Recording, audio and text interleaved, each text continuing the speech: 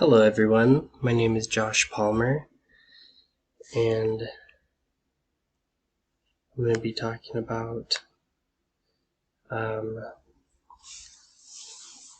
counseling psychology. So here's a picture of me. My goal is to become a counseling psychologist, and I want to become a counseling psychologist because I think it would be nice to get all that education, even though I know it's going to be super hard. But the main reason is because I would like to use my personal life experiences to empathize and help others in a non-judgmental way. So the job description for becoming a counseling psychologist is, I'll just read it. A counseling psychologist needs to be emotionally sensitive candidates with excellent problem-solving skills who are committed to helping people better their lives. The responsibilities of a counseling psychologist include listening to patients and identifying their core problems, building strong, long-term relationships based on trust, and monitoring patient response to treatment over time, among other duties. So that's not all of them. Counseling psychologists should be expert problem solvers with good diagnostic skills. This requires a highly analytic mindset and the ability to understand people in a psychoanalytic level. So a lot of working with people, obviously. In a counseling career, you're going to be working solely with people. And some of the job responsibilities, and I got these two sources, this one and the last slide, from a counseling website, or a website that I got online, and I cited my source at the end. But some of the job responsibilities are scheduling patient consultations, assessing patients and identifying their problems. So that's when listening comes in, listening skills. Engaging in discussion with patients and making them feel comfortable.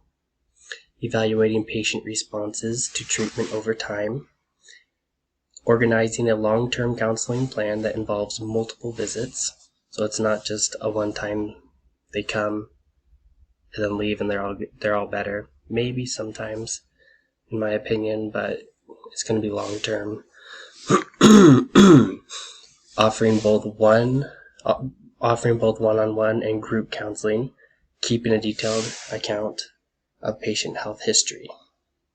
So those are responsibilities. What education do I need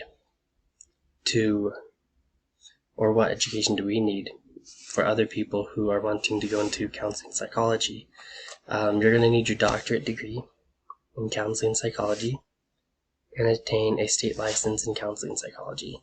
And how does that compare to or relate to my 4-year plan that I created? So my plan basically is to obtain my bachelor's degree here at BYU, Idaho. I have a minor in Spanish. I'm taking, obviously, multiple psych courses in my preparation. And so I am currently volunteering as a Heber J. Grant mentor on campus, and I would like to volunteer more here on campus as well in order to prepare my future career as a counselor. So from chapter 13 in our textbook, I got some quotes from the success story that it talks about, and I want to compare that to my personal desire of why I want to become a counselor. One thing I suggest, this is a quote from the book, one thing I suggest, though, is to maybe try to be somewhat specific in your career goals. I graduated not really knowing what I wanted to do, and because the major is so general, it can be hard to set yourself apart from all the other graduates out there, even if you do volunteer work. Maybe make yourself unique and network. It says that we need listening skills, focus on customers, interpersonal relationship skills, and getting along with others. Just focus on what's important and what your interests are and go for it. Sometimes our priorities change, but it's important to always do something you enjoy and not just go for the money, is what I'll add. All right. There's my source right there. Thank you guys.